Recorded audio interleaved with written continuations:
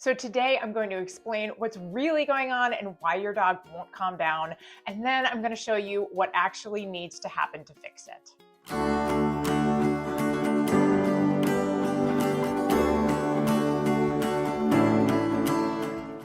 Okay, so think about what everyone is telling you to do.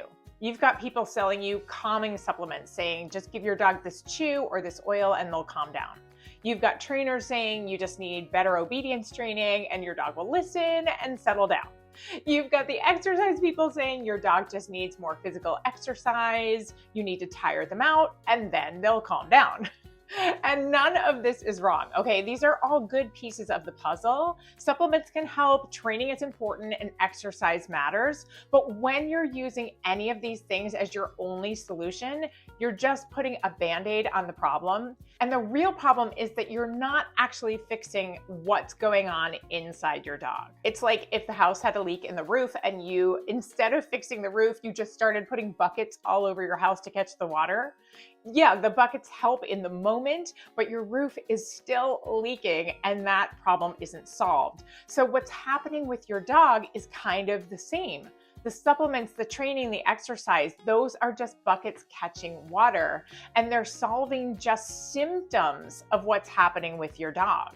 But there's something underneath that causes all the problems, and that is stress. So stress can come in all different forms and show up in your dog as all different kinds of symptoms. So sometimes it's hard because we're like, oh my gosh, my dog isn't listening to me, or my dog isn't eating, or my dog isn't sleeping, or they're crazy at night even after I give them a ton of exercise. And we don't realize that all of these things, all of this bad behavior, or not paying attention or training not working is actually caused by the same underlying thing. So stress can look like a lot of different things. It can be that they're panting when they're hot, that they have too much energy when they've actually had a lot of exercise, when they're not able to settle or they're following you everywhere. I can relate to this one. My sweet little Tessa was so nervous when she was a baby that she would follow me everywhere, even join me in the bathroom. And I thought, oh, that's so sweet. She's chosen me as her person. But after I did all of this research on stress over the last couple of years, I realized that actually that's a symptom of stress. And of course, these behaviors aren't because your dog is bad or even hyper or that they have high energy. These are stress symptoms. And when you only treat the symptoms without fixing the stress that's causing them, nothing is going to change long term. And this is what got me so passionate about creating a different approach. Because once I understood this, I realized why so many dogs weren't getting better. People were trying one thing at a time, hoping it would be like the magic solution. And when it didn't work, they tried something else, but they were never really going deeper and addressing the root cause. So here's what I discovered. Your dog's stress doesn't come from just one place. It actually comes from 4 different categories, and each dog might be affected by some of them or a couple of them or just one of them. It just depends on your dog, and that's really important. So stay with me for a second. The first category is environmental stress. This is the stuff in their physical space that's triggering them, like noise, chaos, unpredictable routines, being able to see out the window all day when there's a bunch of activity that's making them stressed outside. The second category is physical stress, and that's what's going on inside their body. So the food they're eating, the toxins they might be exposed to, what kind of health issues they may have. The third category is social stress. And this is when they have interactions with other dogs, with other people. It also has to do with being left alone, how they react to that, or if they're forced into social situations with people or other animals. And then the fourth and final category is training stress.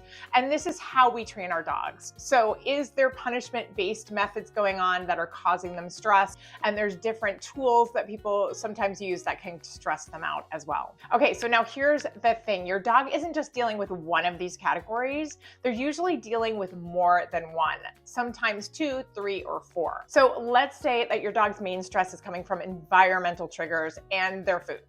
So if you only give them a calming supplement, that's not addressing the environmental stuff that's spiking their cortisol all day long. And it's also not addressing their food that's causing maybe their blood sugar to crash or making them not feel well. Or let's say your dog's stress is coming from over exercise and social situations.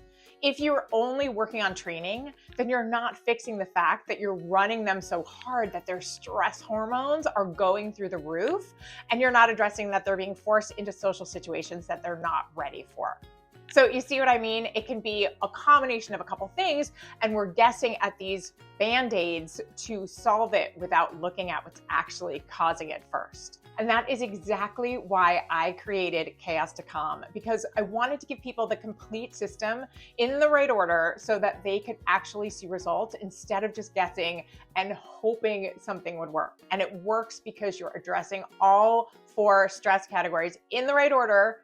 You're replacing it with calming methods that actually work, and then you're maintaining it over time so your dog can learn to be calm, because being calm is a learned behavior and they need to learn how to relax and how to be calm. So it gives you the exact steps to follow. It's really short, 1, 2, 3-minute videos that you watch and you learn what you have to do, and then you can just use those things with your dog.